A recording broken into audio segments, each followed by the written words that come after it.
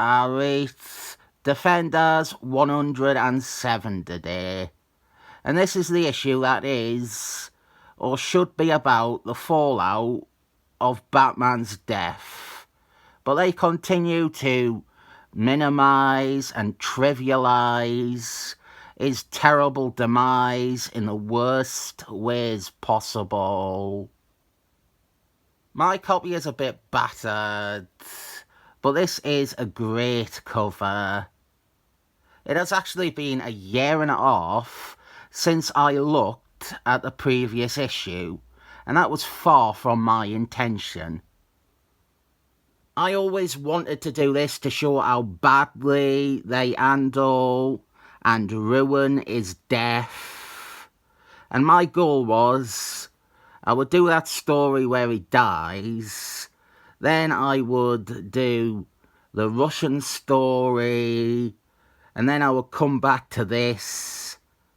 Well then, something happened in the world, and it seemed inappropriate to finish doing the other story. And while it seems like I'm being a bit namby-pamby about it, especially now that it's not being talked about as much, Russia still are at war with Ukraine, or as my nemesis still calls it, the Ukraine. I do want to finally finish that story though. I have never read the issue I am up to, but I don't know if I can do an issue about nuclear-powered Russian nationalists trying to take over the world without getting the one dislike from the guy who dislikes all my videos whenever I talk about anything topical or mention black people. And there's not even any black people in that story. Anyway, if you want to experience not just the issue where Batman died, but the whole story, I have a Defenders playlist, and I covered like all the build-up and fill-in issues that wound up setting up that story so I could best get across how shit his death was. This is written by Jim DeMatteis, with artwork from the Don of the Perlin family mafia. They are a rival clan to the Eck family mafia. I really like Jim DeMatteis on Defenders, but Batman's death is dreadful. One of the worst parts of it. The problem is that not only was Batman's death poor, but it was a needless death that accomplishes nothing. And these subsequent issues will show that it accomplished nothing by revealing that he didn't stop anything. He didn't even take out the bad guy. And one thing they straight away do to not allow anyone to mourn for Batman is this random foot soldier who somehow survived Batman blowing up their entire hideout. He comes out of a manhole with a gun and he shoots Velcro in the back. Are we opening with an action scene here?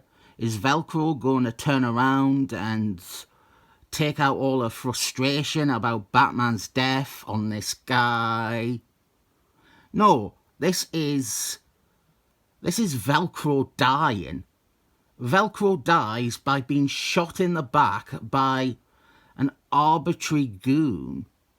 And so now Velcro is dead too, and our characters are not allowed to mourn for Batman without mourning for Velcro. It is terrible. It's terrible writing, and it's even more terrible the further you get into the story. Batman, he deserved a proper send-off. His death wasn't good, but now even his death is stolen by Velcro. The characters, they are sad, but they appear to mainly be sad about Velcro. Batman is an attachment, and it's insulting. To excuse Batman from this discussion, Velcro's death was fucking shit too, and just as pointless. But the thing is, her death doesn't count. Even by the end of this issue, we know her death isn't legitimate. Her death only counts for these pages where it robs Batman of any heartfelt remembrances because all his friends are too busy crying about Velcro. Batman and Velcro, they are arguably the two most important characters in Defenders history. They are the two who have been consistently members for 100 issues by this point. 103 for Velcro. I think 94 for Batman. Probably off by 1 in both cases.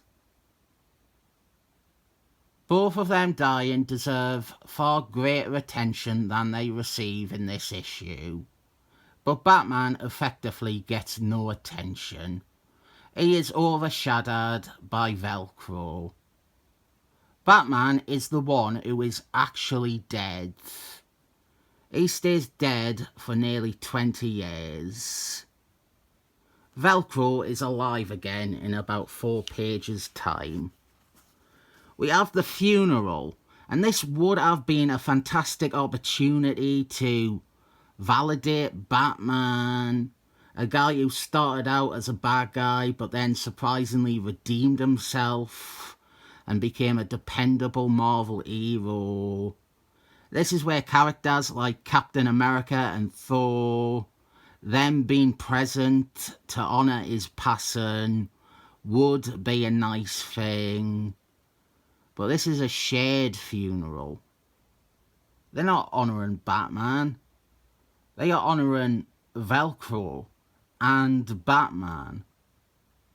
Then you realise, well, of course, Thor is there because of Velcro. They both are from Fairyland. He is there for Velcro. Captain America is there because he was there when they both died. Are Spider-Man and Hawkeye really here for Batman or for Velcro? Luke Cage's is probably there for Batman. Him and Batman had a previous working relationship in the title. And then we have other Defenders like Seaman and Silver Surfman. And also then Hulk. And Hawkeye is very, very unsympathetic to Hulk, who is clearly there to mourn his friends. But yeah, this is for Velcro and Batman. It's not for Batman. If Velcro had died and only Velcro, this scene wouldn't be any different. It reads like Velcro's funeral. If Batman was the only one who died, I don't see them even bothering with this scene. There is a funny gag with Daredevil being deafened by this though. Velcro is already back. Her Casper has shown up to ask the cat to save her. If you've not guessed, even with me already saying so, Velcro isn't dead at all. She is going to be back by the next issue. So in essence, what happened was any impact of Batman's death was stolen from him by fake out killing Velcro as a cherry on the top. The good thing, however, is that my home girl, Amanda the Enchanter, stars in this story. The one true queen of Fairyland. And she has ties to Velcro because of Velcro's first appearance. I'll cover the Amanda the Enchanter stuff here. Velcro first appeared in Avengers 83, but she wasn't a real character. She was Amanda the Enchanter in disguise. The best Velcro is Amanda the Enchanter in disguise. Fact. Then in Defenders issue 4, which I only recently referred to in my last Marvel review, Amanda the Enchanter created Velcro as her own separate thing. That is the first appearance of the true Velcro. There was a Velcro appearance in between them, but that will be covered in the next part of this story when we get into the complicated nature of Velcro's origin and the constant revisions to it. Amanda the Enchanter makes every issue great. Maybe it is my insane simping for her, but I find this story to be quite sad. Basically, Amanda the Enchanter wants love. She wants the embodiment of love to love her because nobody else will truly love her. So now the Defenders plus Spider-Man, they have a seance to contact Velcro. They're not even bothering to think about Batman now. They have forgotten that he died. It is all about Velcro. We find out that her soul is bound to a magic sword, which is why I also covered the Spider-Man team-up issue about her sword, an issue they didn't include in the Epic collections, but one that I cannot fault them for skipping. It's not essential. It's only an additional bit of context. Not including that Satan's Son and Luke Cage's one, though. Oh boy, I sure hope someone got fired for that blunder. I didn't like this issue, or rather the plotting. I think it is disrespectful to Batman, who already had a disrespectful death, to be honest. But the right way to end an issue that hasn't worked for me is with a splash page of Amanda the Enchanter. I really cannot say much nice about this one. I mean, the creators, the writing, even most of the issue is okay, but the planning or the thought process seems especially broken. I thought it was this issue, but it must be the next one. We start teasing the idea that Batman isn't dead either, which turns out to be a fake out, and Batman did really die last issue. And that only furthers the weird obsession with invalidating his passing. I don't even care that much about Batman.